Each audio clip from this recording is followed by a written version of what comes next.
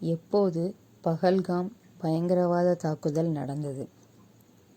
April 22, 2025. எந்த பிரதமர் ஜெய் ஜவான் ஜெய் கிசான் என்ற முழக்கத்தை வழங்கினார்? லால் பகதூர் சாஸ்திரி. இந்தியாவிற்கும் பாகிஸ்தானிற்கும் இடையிலான எல்லையின் நீளம் எவ்வளவு? 3323 கிலோமீட்டர். இந்திய இராணுவ அகாடமி எங்கு அமைந்துள்ளது? டேராடூன்.